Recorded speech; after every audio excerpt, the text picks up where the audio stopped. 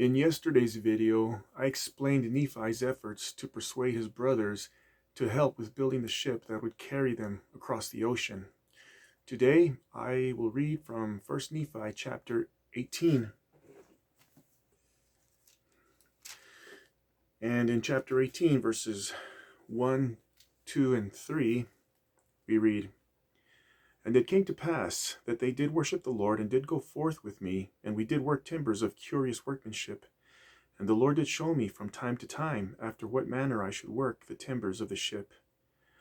Now I, Nephi, did not work the timbers after the manner which was learned by men, neither did I build the ship after the manner of men, but I did build it after the manner which the Lord had shown unto me, wherefore it was not after the manner of men.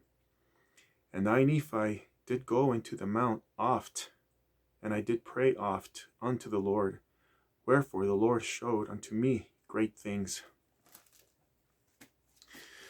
We don't have to find a mountain to climb in order to pray. Jesus Christ told us we can pray in our secret closets, and He will hear us. But I really want to emphasize just how often Nephi prayed and how much time he spent praying. So I encourage you to ponder this as you continue reading through 1st and 2nd Nephi, and consider how often he pondered and prayed, and for how long. I also want to ask you to think about the longest amount of time you have ever spent in prayer and in communion with God.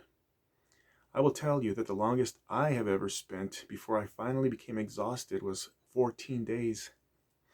When I wasn't sleeping, I was in full prayer mode from the moment I woke up in the mornings until the last moments I was drifting back asleep at night. In all my waking moments, I was praising, confessing, giving thanks, supplicating, and feeling after God's heart. I was either actively communing in my personal space at home or passively drawn out in prayer while I was at work or doing any number of essential activities. At other times, I have spent hours on end in prayer on my knees. I have prayed many times for anywhere between 1 or 2 up to 5 hours in one place, just pouring out my heart to God. There comes a time when our prayers should become prayers of praise, thanks, and even intercession for others instead of perpetual repentance and confessions of sins. Our lives should be spent improving from day to day, even if incrementally.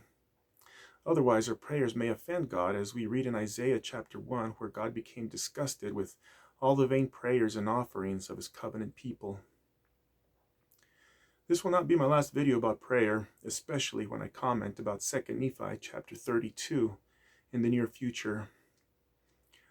I want to issue a prayer challenge to you. Focus the rest of this month on getting right with God to your best understanding and ability. You know what you should and shouldn't be doing right now. Align your heart with His and begin praying with real intent. And then ask what He wants you to work on next. Just one thing, the next thing. I want you to expect Him to answer. I want you to expect to hear His voice. I want you to expect to eventually be shown things.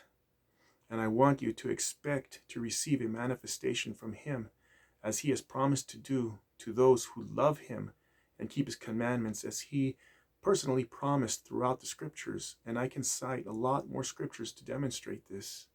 D&C section 93, Moroni chapter 7, Ether chapter 4, and John chapter 14, just to name a few. There are more.